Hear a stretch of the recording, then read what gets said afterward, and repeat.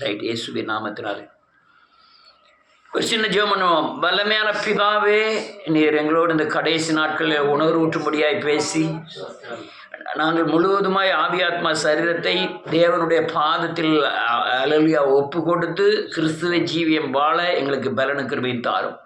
வழி நடத்துக, பலப்படுத்துக. இயேசு கிறிஸ்து மூலம் செபிக்கிறேன் ஜீவன் உள்ள தகப்பனே. நான் திரும்ப சொல்கிறேன், இயேசுவின் நாமத்தினாலே ஒரு பயங்கரமான ஒரு பிரித்தெடுத்துதல் நடக்க போகிறது. நான் அடிக்கடி சொல்லிக்கிட்டே இருக்கேன் இந்த காரியத்தை.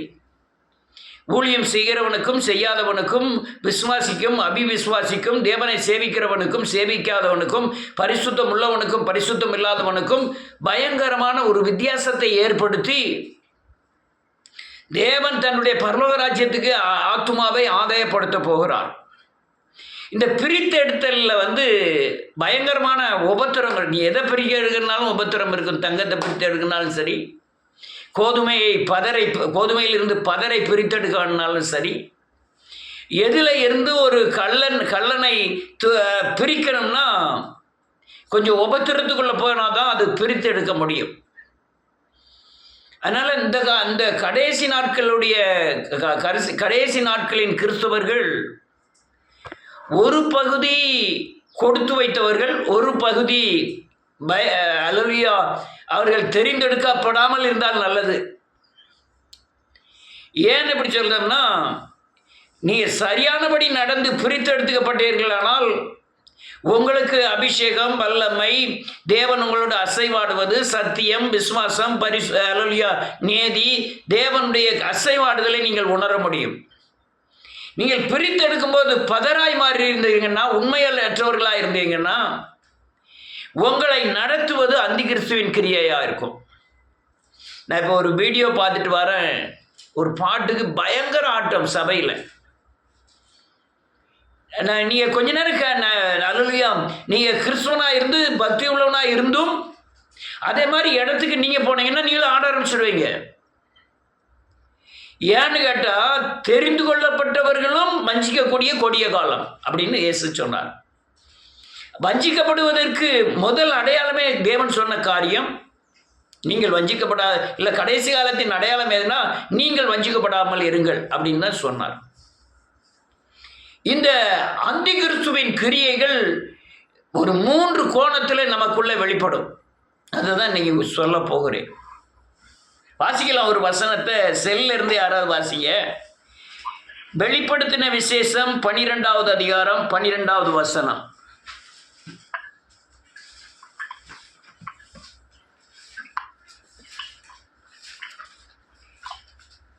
பக்கம் 344.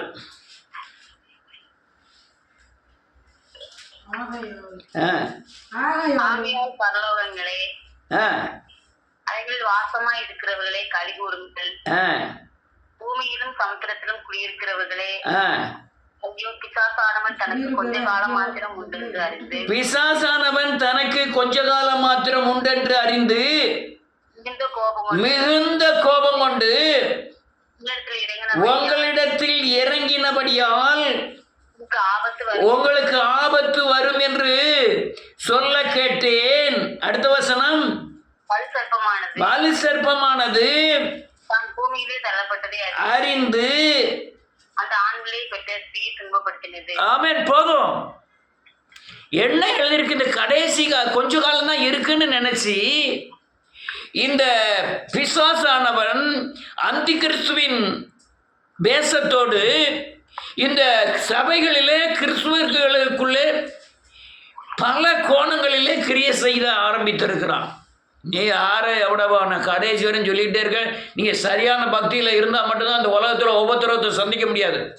நீங்கள் சரியான பக்தி இல்லைன்னா பயங்கர வேதனைகளை சந்திக்க வேண்டியது இருக்கும். நீங்கள் தேவனை சந்திப்பதை நீங்கள் ரசிக்கப்படுவதை காட்டிலும் ரசிக்கப்படாமல் இருப்பது நல்லது. புதுசெல்லாம் வந்திருக்காங்க, ரைட்டு. அவங்களுக்கு நான் இப்படி பேசினா எப்படி புரியுதுன்னு தெரில. புரிஞ்சுக்கிட்டீங்கன்னா பாக்கியவான், அவ்வளோதான். அந்த காரியங்களை நீங்கள் தெளிவாக புரிஞ்சுக்கிடுங்க. உங்களுக்கு பாதுகாப்பு தேவை. அல்லையா, பிசாசின் தந்திரங்களில் தப்பிக்கொள்ளக்கூடிய தேவனுடைய அல்லையா வழி நடத்துதல், பாதுகாப்பு தேவை. அல்லேலூயா. இது இல்லாம நீங்க அந்திகிறிஸ்துவின் கையில இருந்து தப்பிக்கவே முடியாது. ரொம்ப கொடிதானதா இருக்கும் ஐயா. அவன் அல்லேலூயா அந்திகிறிஸ்துவானவன் எப்படி வருகிறான் என்றால், முதல்ல உங்களுக்குள்ளே இருந்து ஆரம்பிக்கிறான். தேவன் மேல அபிவிசுவாசத்தை கொண்டு வருகிறான். வேத வசனத்தின் மேல அபிவிசுவாசத்தை கொண்டு வருகிறான். ஜெபிக்கிறவர்கள் தான், வேதத்தை வாசிக்கிறவர்கள் தான். அவர்கள் நடைமுறைப்படுத்தாதனால தேவன் மேல அவிசுவாசம் வரும். நடைமுறைப்படுத்தி தேவத்தை நடத்துதலை உணர்ந்து பதிலுக்கு எதிர்பார்த்துட்டு உங்களை தப்பிச்சிருவாங்க. ஆனா வேத வசனத்தை நடைமுறைப்படுத்தாமல் பதில் என்னன்னே தெரியாமல் தேவன் நடத்துதலை உணராமல் இருக்கிறவர்கள் பகிரங்கமாய் நமக்குள்ளே இருந்து தாக்க ஆரம்பிப்பான். இவர்கள் தான் இப்ப உலகத்துல சபைகள்ல தீர்க்கதரிசியாய், அல்லேலூயா அவிவிசுவாசிகளாய், சபை போதகர்களாய், ஏன் பெரிய பெரிய சுவிசேஷர்களாய் வெளிப்படுகிறவர்களாம் இந்த அந்திகிறிஸ்துவின் கிரியைகள். இந்த சபைகளில் உண்மை இல்லாமல் இருக்கிறவர்கள் இந்த அந்திகிறிஸ்துவின் கரத்தில் போய் மாட்டிடுவாங்க. இப்ப நான் சொல்ற அநேக காரியங்கள் ஏன் ஏற்றுக்கொள்ள முடியலன்னா, சபை அந்த வசனத்தின்படி நடக்கல. அதனாலதான் இதை ஏற்றுக்கொள்வதற்கு நீ எப்பனாலும் கேட்கலாம். இது இந்த வசனத்துக்கு விரோதமா நீங்க சொல்லிக்கணும்னு எப்பனாலும் கேட்கலாம். எத்தனையோ வீடியோ போட்டிருக்கேன், எதனாலும் பார்த்துட்டு கேட்கலாம் இதுல வசனத்துக்கு விரோதமானதுன்னு.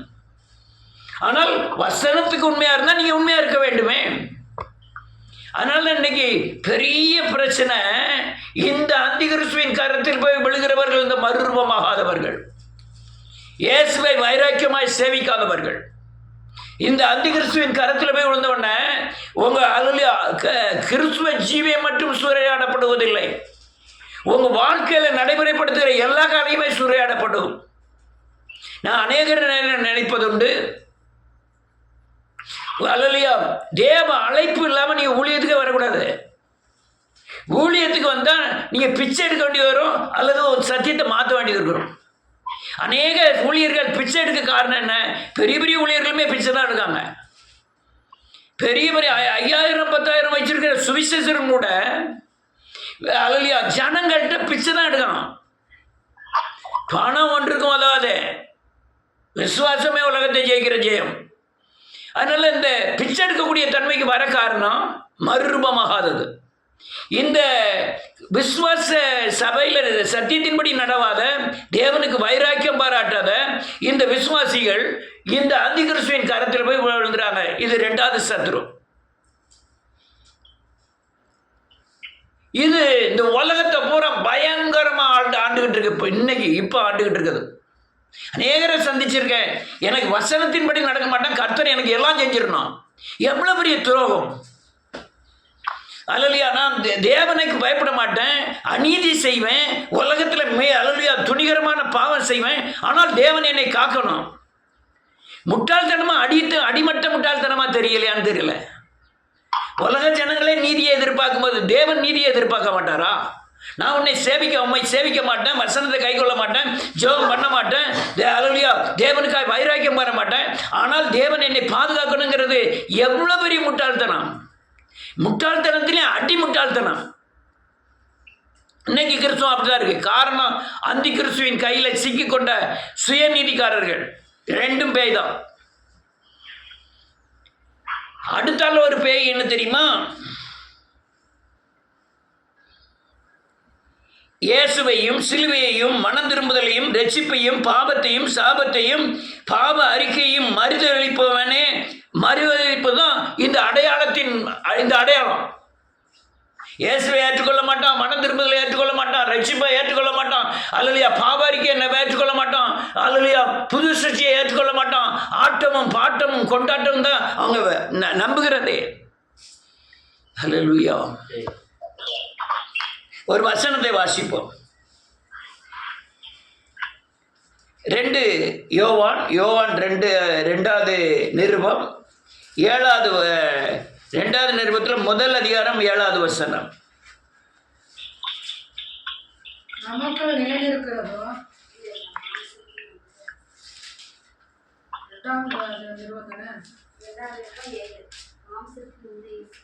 வாசி.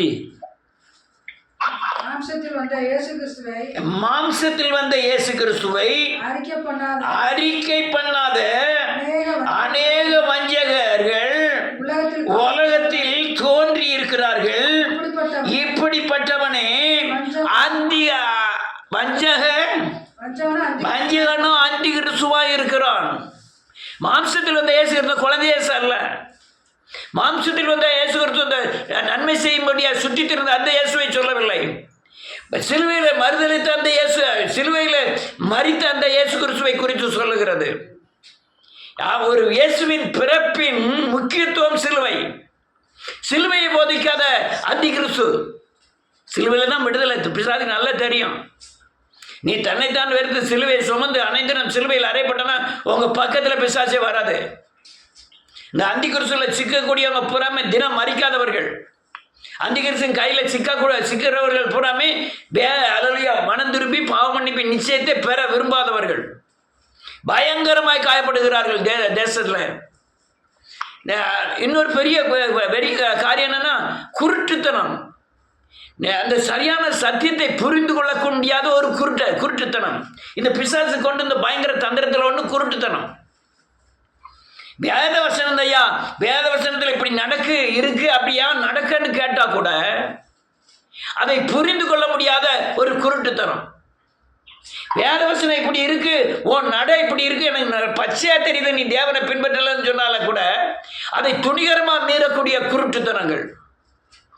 ஆமா நான் ஜோமன பச்சையா தெரியுமே, நீ வேதவசனத்தில் நடக்கலாம் பச்சையா தெரியும் ஆவிக்குரியவர்களுக்கு. அது பார்க்கும்போது நீ கேட்டு மனம் திரும்புவதற்கு உண்டான அந்த பரிசுத்த ஆவியவனின் ஏவுதல் இல்லாதனால துணிகரமான பாவங்களில் இறங்குகிற விசுவாசிகள். பயங்கரமான குருட்டுத்தனம். இதெல்லாம் பயங்கரமான குருட்டுத்தனம். அவங்கள்ட்டெல்லாம் பிரயாசப்பட்டு முயற்சி பண்ணி பிரயோஜனமே கிடையாது. கேட்கிறவனுக்கு கொடு என்றார் ஆண்டவர். யார் கேட்காங்களோ கொடு. அல்லலியா பசித்தவர். அல்லலியா நன்றியோடு கூட துதிக்கிறேன். ஒரு வசனத்தை வாசிப்போம். அதே 1 யோவான் 4வது அதிகாரம் 3வது வசனம்.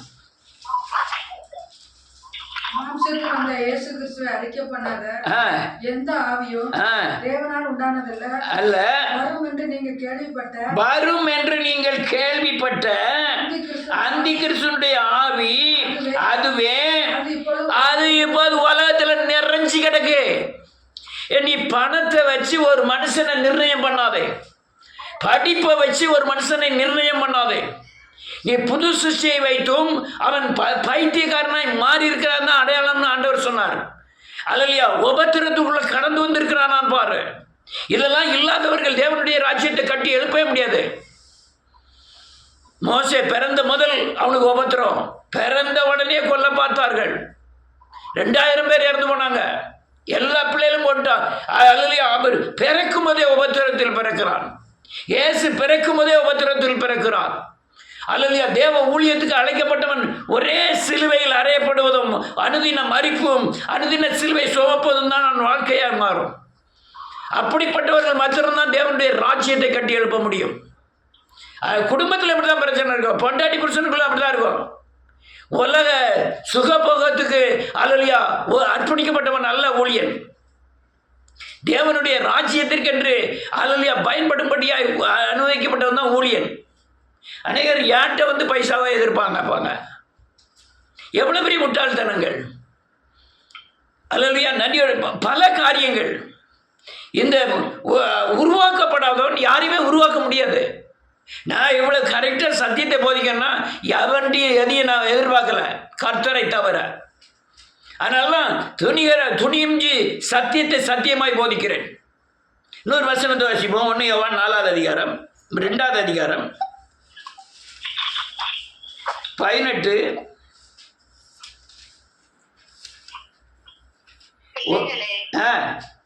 இது கடைசி காலமா இருக்கிறது. அந்தி கிறிஸ்து வருகிறான் என்று நீங்கள் கேள்விப்பட்டபடி இப்பொழுதும் அநேக அந்தி கிறிஸ்துகள் இருக்கிறார்கள். அதனாலே இது கடைசி காலம் என்று அறிகிறோம். ஆமென். இது கடைசி காலம் என்று அறிகிறோம். இன்னைக்கு அநேக அந்தி கிறிஸ்துகள். ஒரு கிறிஸ்துவனாலே இது அந்தி கிறிஸ்துவா அல்லது கிறிஸ்துவமானு கண்டுபிடிக்கக்கூடிய அளவுல பலன் இல்லை. அநேகர் அல்லையா பணத்தை எவெல்லாம் மையமா வச்சு ஊழியம் செய்கிறானோ அவன் தேவனுடைய ஊழியம் அல்ல. பணம் தான் கேட்டுட்டானா அவன் தேவனுடைய ஊழியம் அல்ல. இப்ப 4000 ரூபாய்க்கு வாக்குத்தத்தம் அடிச்சேன். பெரும்பகுதி நான் ஃப்ரீயாக தான் கொடுத்துருக்கேன். ரொம்ப பெரும்பகுதி. ஏன்னா பெரிய கோடீஸ்வரன் இல்லை. கேட்டு பாருங்க, 4000 ரூபாய்க்கு அடிச்சிருக்கேன். அல்லையா அந்த பைபிள் 4000 எனக்கு பெருசு. நான் அப்படி ஓசு கொடுக்கணுங்கிற அவசியமும் இல்லை. ஏன் கொடுக்குறேன்னா, தேவனுடைய ராஜ்யம் கட்டப்படுறதுக்கு ஏதோ ஒரு சின்ன அர்ப்பணிப்பு, அவ்வளோதான். ஆனால் இந்த ஒன்றும் இல்லாமல் செய்யலைன்னா நீ எல்லாருக்குமே செய்ய மாட்ட. ஒன்றுமே இல்லாமல் பட்னியாக கிடக்கும்போது நீ தேவனுக்கு செய்யலைன்னா எல்லாம் வரும்போது என்னைக்கு செய்ய போகிற? என்னைக்கு ஓட போகிற தேவனுக்காக? இதுதான் சார். 100 வசனத்தை வாசிப்போம். 22வது வசனம்.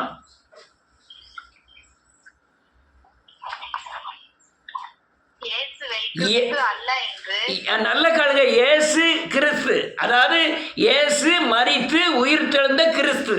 அந்த இதை சொல்லும் போதுதான் பிசாசுக்கு பயங்கரமான வேகம் வருகிறது. நீங்க அப்போஸ்தலர் பெரும்பகுதியை வாசி பாருங்க. இயேசுவை கிறிஸ்து என்று அறிவிக்க கூடாது என்று அவர்களை பயங்கரமாய் துன்புறுத்தினார்கள், பயமுறுத்தி அனுப்பினார்கள். அவர்களை சிறைச்சாலை இயேசு இந்த சிலுவை உபதேசத்தை ஏற்றுக்கொள்ளவில்லை. இயேசு மரித்தால்தான், நீ மரித்தால்தான், இயேசு மரித்தால்தான் அவர் கிறிஸ்துவாய் வெளிப்பட முடியும். நீ மரித்தால்தான் உனக்குள்ள கிறிஸ்து வர முடியும். அப்போ அந்திகிறிஸ்து என்ன பண்ணுகிறான்? இயேசுவை கிறிஸ்து என்று சொல்லாதே, இயேசுவை கிறிஸ்து அல்ல, இயேசுதான் கிறிஸ்து, இயேசுவை கிறிஸ்து அல்ல என்று சொல்ல. வாசிங்கம்மா. மறுதலிக்கிறவனே அல்லாமல் ஆமென் வேற யார் பொய்யன்? பிதாவையும் குமாரனையும் மறுதலிக்கிறவனே அந்திகிறிஸ்து. நல்ல காலங்க. திரித்துவ தேவனை குறித்து சரியான அறிவு இல்லாமல், பிதாதான் யெகோவாதான் தேவன்கிறவன் அந்திகிறிஸ்து. இயேசுவின் நாமம் என்பதும் அந்திகிறிஸ்து. ஆவிதான் மெயின். பரிசுத்தாவில் நிறைய வேண்டும், அந்நிய பாஷை பேச வேண்டும், இயேசுவுக்கு மையமான கருத்துக்கள் கொடுக்கலனாலே அவனும் அந்திகிறிஸ்து தான். பிதாவையும் குமாரனையும் கிறிஸ்துவையும் அறிக்கை செய்கிறவனே அல்லேலூயா தெளிவான கிறிஸ்துவன். அவன் தான் விடுதலை அடைய முடியும். இப்படி பல இடங்களில் பிசாசானவன் பயங்கரமான கிரியைகளை செய்தான். கொஞ்ச காலம் தான் இருக்குன்னு நினைச்சு அவன் ரொம்ப பேரை வஞ்சிக்க ஆரம்பித்து விட்டான். நான் பார்த்த மாட்டிலும், நான் தேடிய வரை இயேசுவை பின்பற்றுகிறவர்களை சந்திப்பதே ரொம்ப கஷ்டமா இருக்கு, நிறைய கஷ்டமா இருக்கு. ஏதோ அல்லேலூயா இயேசுவை பின்பற்றாத ஒரு அல்லேலூயா இயேசு வேண்டும். அதான் வேறொரு இயேசுன்னு சொன்னார். வேறொரு இயேசு, அது பரியேசு, அது வேதத்தில் எழுதப்பட்ட இயேசு அல்ல, வேறொரு இயேசு. நிறைய பேர் அல்லேலூயா அந்த பூமியில காயப்பட காரணம் அந்திகிறிஸ்துவின் கிரியைகள். இன்று அநேக சபைகளில் இயேசுநாதர் இல்லை, அங்க விக்கிரகங்கள் தான் ஆளுகை செய்கிறது. அநேக சபைகளினுடைய கிரியைகளையும் விக்கிரகத்தின் கிரியைகளையும் நீங்க சேர்த்து ஒப்பிட்டு பார்த்தீங்கன்னா, இயேசு என்ற பேர்ல ஒவ்வொரு சபைகளிலும் விக்கிரகம் தான் கிரியை செய்கிறது. இவர்கள் சபையில் ஆடுற ஆட்டமும், விக்கிரக கோயிலில் வைக்கிற ஆடல் பாடல் நிகழ்ச்சியில் வைக்கிற நிகழ்ச்சியும் அல்லேலூயா ஒன்று போல இருக்கிறது. அதை விட மிஞ்சினதாகவும் காணப்படுது கிறிஸ்துவ ஆராதனை முறைமைகள். வேதத்தில் பயத்தோடு பக்தியோடு அல்லேலூயா நடுக்கத்தோடு ஆராதிக்கிறோம். இது ஒரே ஆட்டத்தோடு பாட்டத்தோடு கொண்டாட்டத்தோடு ஆராதனைகள். எவ்வளவு மோசமான கிரியைகளை அல்லேலூயா பூமியில மக்கள் செய்கிறார்கள். நல்லா கவனிச்சு பாருங்க. இவங்க பண்ணுகிற ஆராதனைக்கும் பைபிளுக்கும் எந்த சம்பந்தமும் கிடையாது. இதுக்கு பேர் தான் உலகத்தை ஆளுகிற அந்திகிறிஸ்துவின் ஆதிக்கங்கள். அந்த அநேகர் போயிட்டு காயப்பட்டுட்டு, கர்த்தருடைய பரிசுத்த நாமத்துக்கு ஸ்தோத்திரம், காயப்பட்டுட்டு அதுக்கப்புறம் எந்திக்காமலே இருக்காங்க. அந்த நிலைமையிலிருந்து வெளியே எந்திக்கவே இல்லை. யான்னு கேட்டால் கண் குருடாயிட்டு இப்போ நம்மளை பார்க்கும்போது அந்திகிறிஸ்துவை போலும், அவங்களை பார்க்கும்போது சரியான வழியில் செல்லுகிறது போலும் காணப்படும்.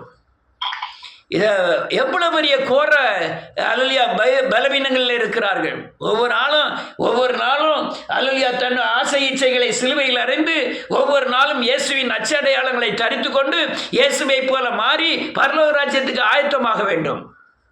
ஆனால் அடுத்தால ஒரு பிசாசு தான் நமக்குள்ளே இருந்து தோன்றுகிற பிசாசு. அடுத்தால அந்திகிறிஸ்துவின் பிசாசு. இன்னொரு பயங்கரமான பிசாசு என்னன்னா, உலகத்தின் மூலமாய் கிறிஸ்துவர்களை தாக்கக்கூடிய கொடிய விக்கிரகத்தின் ஆவிகள். ஏன்னா ஒரு உலகத்தில் உள்ள இருளை போக்குவதற்கு தான் ஒளி தேவை, வெளிச்சம் தேவை. ஆனால் வெளிச்சமாய் ஒளியாய் இருக்கக்கூடிய கிறிஸ்தவன் சபைகள் இருளாய் மாறினதுனால தான் அவர்கள் கிறிஸ்தவர்களை பகிரமாய் தாக்குகிறார்கள். உலகத்தில் எங்கே போனாலும் கிறிஸ்தவர்கள் தாக்கப்படுகிறான், கிறிஸ்துவ நாடுகளிலும் தாக்கப்படுகிறான். ஏன்னா இவன்ட கிறிஸ்து இல்லை. கிறிஸ்து இருந்து ஒருவன் தாக்கப்பட்டால் அதுக்கு பேர் இரத்த சாட்சி. கிறிஸ்து இல்லாமல் ஒருத்தன் தாக்கப்பட்டால் அது தண்டனை. பிசாசு நமக்கு கொடுக்கிற பயங்கரமான தண்டனை. கிறிஸ்து எனக்குள்ளே இருந்து நான் தாக்கப்பட்டால் அங்கு பயங்கரமான ரட்சிப்பு உண்டாகும். அல்லேலூயா. கிறிஸ்து இல்லாமல் நான் தாக்கப்பட்டால் அங்கே தேவனுடைய நாமம் மட்டுப்படும், அவமானப்படுத்தப்படும். பல இடங்களில் கிறிஸ்துவர்களை தாக்க காரணம் அந்த உலக மனுஷனைகளை காட்டிலும் இவருடைய நீதி பயங்கரமான மோசமான நீதியாக இருக்கிறது. இயேசு சொன்னார், உலக மனுஷனுடைய நீதியிலும் உங்கள் நீதி அதிகமாக இருக்கணும்னு சொன்னார். இன்னைக்கு அந்த தன்மை இல்லை.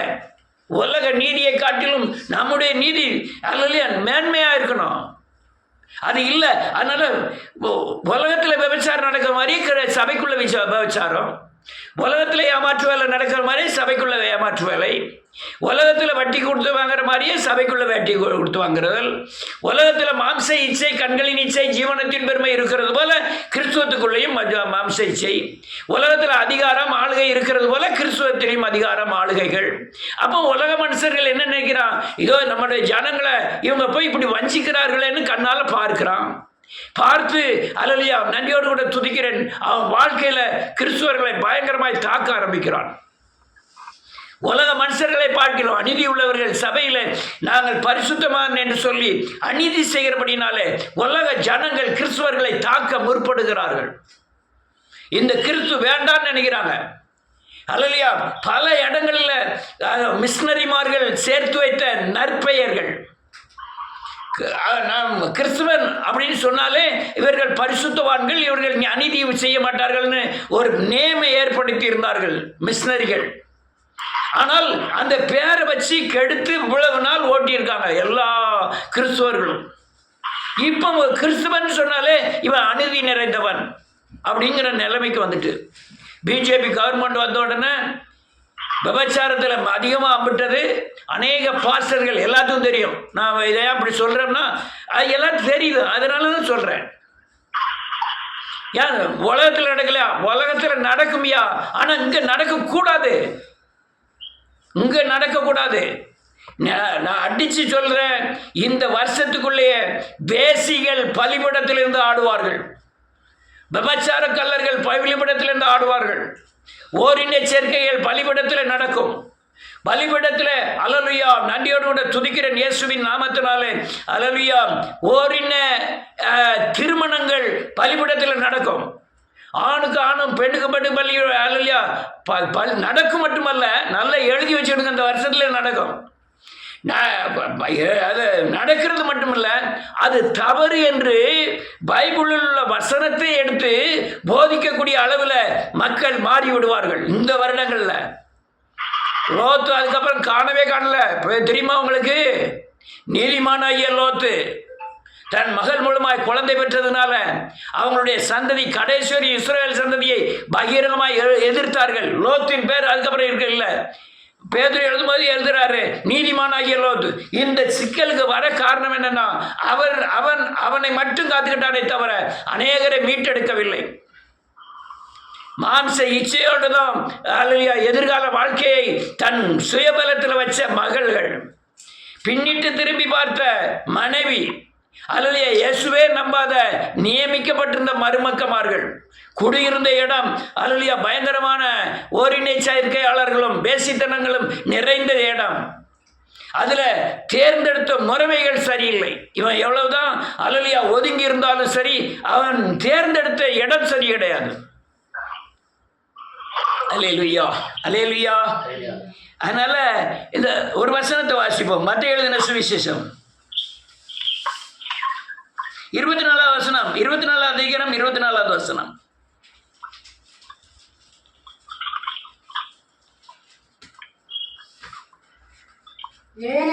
ஏனெனில் கள்ள கிறிஸ்துகளும் கள்ள தீர்க்கதரிசிகளும் எழும்பி கூடுமானால் தெரிந்து கொள்ளப்பட்டவர்களையும் வஞ்சிக்கத்தக்கதாக பெரிய அடையாளங்களையும் அற்புதங்களையும் செய்வார்கள். நல்ல கேளுங்க, தெரிந்து கொள்ளப்பட்டவர்கள் வஞ்சிக்கக்கூடிய பெரிய அற்புத அடையாளங்களை செய்வார்கள். ஐயோ, புது ஆள்லாம் இருக்காங்க, எப்படி இந்த நான் சொல்கிற வார்த்தையை ஜீரணிக்க போகிறீங்கன்னு எனக்கு தெரியல. நான் சொல்கிறது பூராமே தப்புங்கிற மாதிரி எடுத்தீங்கன்னா உங்களுடைய பலவீனம். நான் சொல்கிறதுல சரியானதுங்கிறத பைபிளில் ஆராய்ச்சி பண்ணி பார்த்தீங்கன்னா நீங்கள் அல்லேலூயா கொஞ்சம் விவேகமுடையவர்கள் என்று அர்த்தம். ரைட், இயேசுவின் நாமத்தினாலே அல்லேலூயா. அநேகர் வஞ்சிக்கக்கூடிய பயங்கரமான அற்புத அடையாளங்களை செய்வார்கள். இயேசு சொன்னார், கடைசி காலத்தின் அடையாளம் என்று சொன்னார். வெளிப்படுத்துகிற விசேஷத்தில் யோவான் எழுதும்போது எழுதுறாரு, அல்லேலூயா, கொஞ்ச காலம் உண்டு லூசிபரே இறங்கிடுறான். 3 பிசாசுகள் கிரியை செய்கிறான். ஒன்று நமக்குள்ள இருந்து, இன்னும் சபையில் இருந்து, இன்னொன்று உலகத்தில் இருந்து. பயங்கரமாய் ஒரு விசுவாசியை தாக்கக்கூடிய தன்மை இந்த 3 பேருக்கு இருக்கு. அல்லேலூயா. ஒன்று உள்ளே இருந்து, இன்னொன்று சபையில் இருந்து, இன்னொன்று வெளியே இருந்து. உள்ளே இருந்து கிரியை செய்கிறது சுயத்தின் அடிப்படையில், வெளியே இருந்து சபைகளில் கிரியை செய்து அந்திகிறிஸ்தின் அடிப்படையில், உலகத்தில் இருந்து கிரியை செய்கிறது அல்லேலூயா புறஜாதிய மக்கள் மத்தியில். 3 பேருமே லூசிபர் தான். 3 கோணங்களில் கிரியை செய்து ஒருவரும் தப்பி போகாத அப்படி கிரியை செய்து கொண்டிருக்கிறான். அல்லேலூயா. ரொம்ப காரியங்களை சொல்லிட்டு இருக்கேன். கர்த்தர் உங்களை பலப்படுத்துவாராக.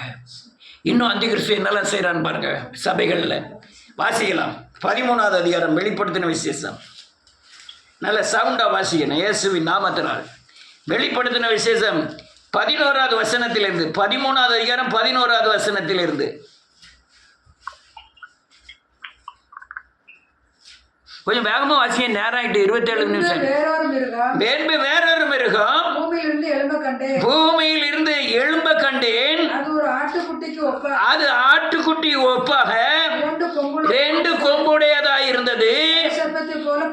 நல்ல கேளுங்க, பிசாசு தான் ஆட்டுக்குட்டி வேஷத்தில் வந்து நிற்கிறான். சர்ப்பம், வலு சர்ப்பம், பழைய ஆதாமையும் ஏவாளையும் வஞ்சித்த வலு சர்ப்பம். அவன் யார மாதிரி இருக்குன்னா தேவ ஆட்டுக்குட்டி மாதிரியே மாறி பேசுகிறான். சத்தியத்தை பேசுகிறான், தீர்க்க தரிசனத்தை பேசுகிறான். அல்லேலூயா. நன்றியோடு இந்த உலகத்தில் உள்ள கிறிஸ்துவ பலத்தின் அடிப்படையில் பேசுகிறான். அபிஷேகம் பெற்றவனைப் போல, வரம் பெற்றவனைப் போல, வல்லமை பெற்றவனைப் போல அந்த பிசாசானவன் ஆட்டுக்குட்டியின் சுரூபத்திலே இங்க சபைகளிலே இன்னைக்கு பேச ஆரம்பிக்கிறான். அடுத்தால அது முந்தின மிருகத்தின் அதிகாரம் முழுவதையும் ஆமென் அதன் முன்பாக நடப்பித்து ஆமென் சாபக்கேதுவான காயம் ஆற சுஸ்தமடைந்த ஆமென் முந்தின மிருகத்தையும் ஆமென் மிருகத்தை பூமியும் அதன் குடிகள் வணங்கும்படி செய்தது அன்றையும் ஆமென் அது மனுஷனுக்கு முன்பாக வானத்திலிருந்து ஆமென் பூமி மேல் அக்கினி இறக்க பண்ணத்தக்கதாக பெரிய அற்புதங்களை நடப்பித்து. நல்ல கலந்த வானத்திலிருந்து அக்கினியை இறக்க எலியா மட்டும்தான் இறக்க முடியுமா? நான் இறக்குகிறேன் அப்படின்னு சொல்லி பெரிய அற்புதங்களை செய்து கிறிஸ்துவர்களை வஞ்சிக்கக்கூடிய கொடிய ஆவிகள் சபையை நிரப்பிட்டு சத்தியமே தெரியல. அநேக சபைகளை நான் பிரசங்கிக்கிறேன், சத்தியமே தெரியல. இதுதான் வேதவசனம், யாருமே ஏற்றுக்கொள்வார் இல்லை.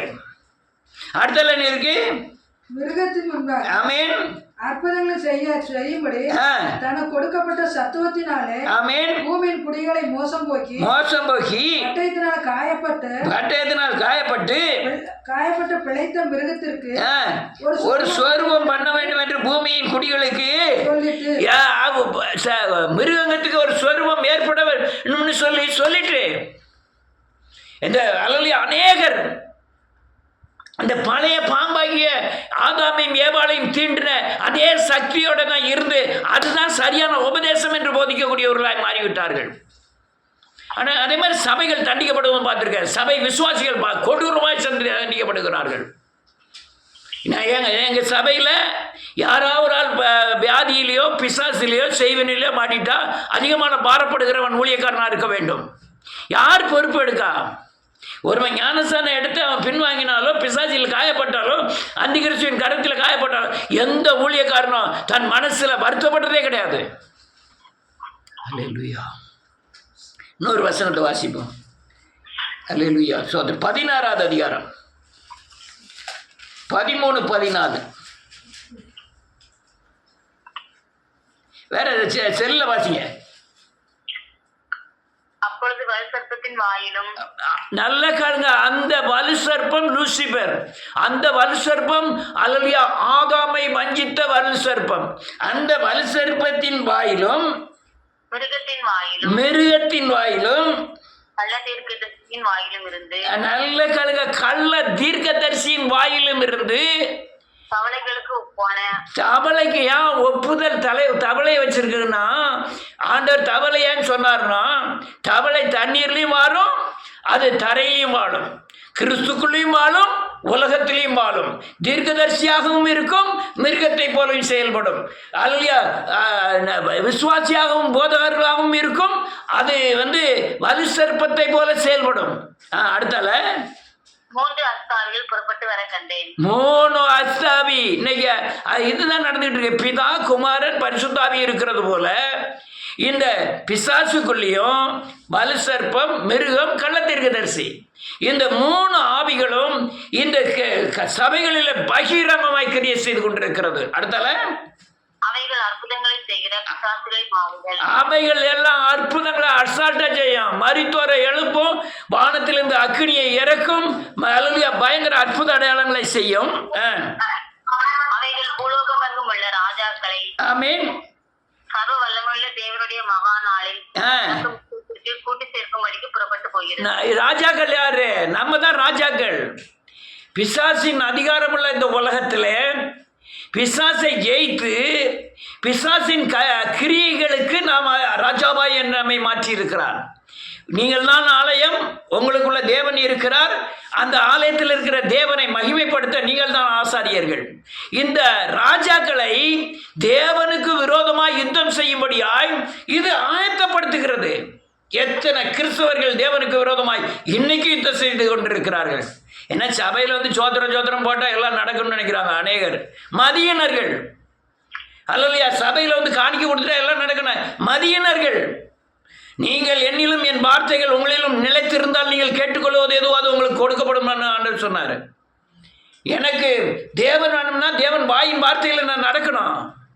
அது இல்லாமல் தேவன்கிட்ட எதையும் பெற்றுக்கொள்ளாமல் என்று நினையாதிருப்பதாயாக. அதனால எல்லாம் அவிசுவாசத்தின் பிசாசுகள். ரைட். அடுத்தால ஒரே ஒரு வசனத்தை வாசி முடிக்கிறேன். சங்கீதத்தின் புஸ்தகம் 74வது அதிகாரம். இது ஏற்கனவே வாசித்த சங்கீதம் தான். 74வது சங்கீதம். ஆளுக்கு 2 வசனங்கள் டக்கு டக்குன்னு வாசிக்கலாம் பார்ப்போம். தேவனே, ஏன் தள்ளிவிடுகிறீர்? ஆமென். ஏன் புகைகிறது? உம்முடைய சபையையும் கோத்திரத்தையும் நினைத்தருளும். அடுத்த 2 வாசிங்க. 2 நெடுங்காலமாக பாழாய் கிடக்கிற ஸ்தலங்களில் ஆமென் எழுந்தருள பண்ணும். பரிசுத்த ஸ்தலத்திலே சத்துரு அனைத்தையும் கெடுத்து போட்டான். சத்துருக்கள் உம்முடைய ஆலயங்களுக்குள்ளே கெட்டிரித்து தங்கள் கொடிகளை அடையாளங்களாக நாட்டுகிறார்கள். இன்னைக்கு அதான் நான் அப்படியே சொன்னேன். ஒவ்வொரு சபையும் இயேசுநாதர் ஆளல, சொல்லமான ஆளுறான், விக்கிரகம் ஆளுகிறது, சங்கிலி புதத்தார் ஆளுகிறார். இதை ஏன் சொன்னா அவன் கொடியாற்றி இருக்கிறான். பிசாசு ஆளுகை கொடிக்கு இது என்ன தெரியுமா? அடையாளம் என்ன தெரியுமா? அடிமைங்கிறது அடையாளம். ஒரு நாட்டில் இன்னொரு நாட்டில் போய் ஜெயிச்சுட்டு இவங்க கொடி அங்கே நாட்டிட்டாங்கன்னா அவங்கள அரெஸ்ட் பண்ணிட்டாங்கன்னு அர்த்தம். அந்த பிசாசின் கொடியை சபைகள் நாட்டியிருக்கிறான் ஆளுகை அவனுக்குள்ள போயிட்டு. அடுத்தால 5-6 கோடரிகளை வாங்கி சோலையிலே மரங்களை வெட்டுகிறவன் பெயர் பெற்றவன் ஆனான். சோலையான மரம்னா என்னது? அபிஷேகம் பெற்றவர்கள், மரம் பெற்றவர்கள், தீர்க்க தரிசனம் சொல்லுகிறவர்கள், நல்ல ஊழியக்காரர்கள், இவர்கள் எல்லாம் வெட்டி போட்டுட்டான். அதாவது கிறிஸ்துக்குள்ள மறிக்க வச்சுட்டான். அடுத்தால இப்பொழுதோ அவர்கள் அதன் சித்திரவீதிகள் முழுவதையும் ஆமென் மாற்றி சாட்சிகளாலும் சம்மட்டிகளாலும் தகர்த்து போடுகிறார்கள். இப்பமா எல்லாத்தையும் சபையில உள்ள மேன்மை அனைத்தும் கெட்டு போச்சு. சபை இடிக்கப்படும். ஒரு சபையாவது நிலைத்திருக்காது. வீடுகள் தோறும் சபையாய் மாறும். ஆங்காங்கே ஜப கூட்டங்கள் பஞ்சாப்ல தான் நடக்கு. வீடுகள் தோறும் சபைகள், ஆங்காங்கே ஜப கூட்டங்கள் இப்படிதான் நடந்துகிட்டு இருக்கு பஞ்சாப்ல. இன்னும் ஈராக்கில் அப்படிதான் நடக்கு. எங்க பார்த்தாலும் ஜபங்கள், எங்க பார்த்தாலும் அது சபைங்கிற இடமே இல்லை. சபை கூடுகையே இல்லை. அது பொதுவாக யாரும் தனக்கு வேணும்னு வைக்கிறதே இல்லை. எல்லாம் பொதுவாய் வைத்து அனுபவிக்கிறார்கள். அது அப்போஸ்தலர் 2ஆம் அதிகாரத்தில் இருக்கு. இந்த காரியங்கள் நிறைவேறி கொண்டு இருக்கிறது. அல்லேலூயா. நான் ரொம்ப வாசிக்கணும், இப்போ நேரம் இல்லை. இவைகளெல்லாம் செஞ்சுக்கிட்டு இருக்காப்போ ஐயா இதுக்கு முடிவு இல்லையா? நேரம் ஆகிட்டே இருக்கு. இயேசுவின் நாமத்தினால இதுக்கெல்லாம் முடிவு இல்லையா? ஒரே ஒரு வசனத்தை சொல்லி நான் முடிக்கிறேன். தானியேலின் புஸ்தகம்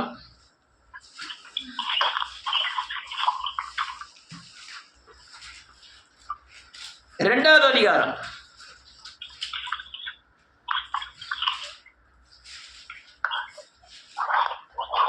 34வது வசனத்திலிருந்து, நீர் பார்த்து கொண்டிருக்கும் போது கைகளால் பெயர்க்கப்படாத ஒரு கல் பெயர்ந்து உருண்டு வந்து அந்த சிலையை இரும்பும் களிமண்ணுமாகிய அது பாதங்களில் மோதி எல்லாத்தையும் நொறுக்கி போட்டது. நல்ல கல். நான் முடிக்க போகிறேன். அது எந்த கல்? ஜீவனுள்ள கல். அது சியோனிலிருந்து இழுக்கப்பட்ட பரிசிக்கப்பட்ட கல். அது மூளைக்கு தலைக்கல்லையே கிறிஸ்து. நீங்க கிறிஸ்துவை தரித்து கொண்டால், அதாவது மனம் திரும்பி பாவ மன்னிப்பை நிச்சயத்தை பெற்று அல்லேலூயா பெறுகிற பரிசுத்தாவியாகிய கிறிஸ்துவை நீங்கள் பெற்றுக்கொண்டால், நீங்கள் அந்த அந்தி கிறிஸ்துவின் அல்லேலூயா சிலையை உடைத்தெறிவீர்கள். சிலையெல்லாம் ஒரே உலோகத்தினால உருவாக்கப்பட்டதில்லை.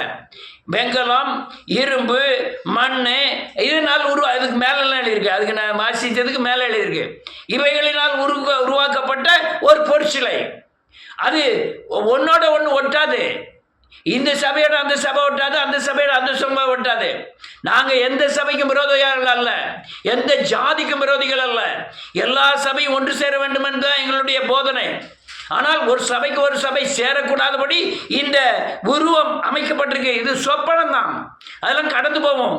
ஒரு பேரக்கூடாத ஒரு கல் உங்களை ஆளுகை செய்யுமானால் இதே மாதிரி கள்ள தீர்க்கதரிசிகளின் சிலையை உடைத்தெறிவீர்கள். அடுத்தல அந்த இரும்பும் களிமண்ணும் வெள்ளியும் பொன்னும் ஏகமாய் நொறுங்குண்டு கோடை காலத்தில் போரடிக்கிற களத்திலிருந்து பறந்து போகிற மதுரை போலாயிற்று. நல்ல கல்கள் ஒவ்வொன்று சுக்கு நூறா மாறிடும். நான் மனம் திரும்பி கிறிஸ்துவை தரித்துக் கொள்ளுன்னு சொல்லும்போது அநேகருக்கு அற்பமாக இருக்கிறது. அநேகருக்கு ஏற்றுக்கொள்வாரில்லை. இல்லை விடுதலை இருக்குயா, நான் விடுதலை அனுபவிச்சிருக்கேன், அநேகர் அனுபவிச்சிருக்காங்கன்னு சொன்னாலும் ஏற்றுக்கொள்ள ஒருத்தரும் இல்லை. ஆனால் இந்த கல் மட்டும்தான் இந்த அந்தி கிறிஸ்துவின் சிலையை, அந்தி கிறிஸ்துவின் கிரியை அழிக்க முடியும். அடுத்தால என்ன இருக்கு? அவைகளுக்கு ஒரு இடம் கிடையாதபடி காற்று அவைகளை அடித்துக் கொண்டு போயிட்டு சிலையை மோதின கல்லோ என்றால், நல்ல கல்ல சிலையை மோதின கல்லோ வென்றால் பெரிய பர்வதமாய் பூமியெல்லாம் நிரப்பிட்டு ஆமென். எழுப்புதல் எங்க உண்டாயிரும்? இந்த கல் அல்ல, அந்த கல்லை பிரசங்கிகள். கல்லை பிரசங்கிக்க அர்த்தம் என்ன? மனம் திரும்பு, கிறிஸ்துவை ஆகிய கல்லை பெற்றுக்கொள். அவர் தான் இந்த காரியங்கள் எல்லாம் அடிச்சு நொறுக்குவார். அபிஷேகத்தினாலே, அல்லேலூயா தேவ வசனத்தினாலே, தேவன்மையில வேலை வைக்கிற விசுவாசத்தினாலே, நீ இயேசுவை போல மாறினதுனாலே, தேவ பரிசுத்தத்தை தரித்துக் கொள்ளுகிறதுனால இந்த அந்தி கிறிஸ்துவின் கிரியைகளை உங்களை கொண்டு இந்த தேசத்தில் நொறுக்கி எறிந்து விடுவார். அடுத்த வாசிக்கலாம். யாரும் இல்லை. சொப்பனம் இதுதான்.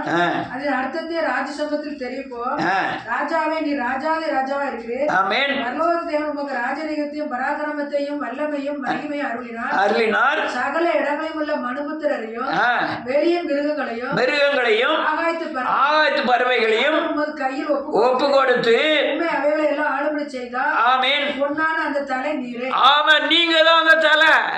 அல்லேலூயா. நீங்க தான் தலையை நொறுக்குகிறவர்கள். நன்றியோடு கூட துதிக்கிறேன். அந்த அல்லேலூயா இந்த காரியங்களை தெளிவா புரிஞ்சுக்கிடுங்க. இந்த வேதவசனத்தை திரும்பி போயினாலும் வாசிச்சு பாருங்க. எல்லாத்தையும் நொறுக்கேறியதுக்கு மனம் திரும்புதல், பாவ மன்னிப்பு, ரட்சிப்பு, கிறிஸ்துவின் இப்போ உள்ள சிலருடைய பயபக்தியெல்லாம் ஒன்றுக்காவது. ஒரு புயல் வந்து நான் தூக்கி தூர வச்சுட்டு போயிடும். அதனால நீங்க சரியானபடி மனம் திரும்பி இயேசுவை சேவித்தால் மட்டும்தான் இதே மாதிரி அந்தி கிறிஸ்துவின் கரத்திற்கு நீங்கள் தப்ப முடியும். இல்லைன்னா சிக்கி தவிப்பீர்கள், உயிரோட செத்ததாய் மாறுவீர்கள், உயிரோட வேதனையை அனுபவிக்க வேண்டியதாக இருக்கும்.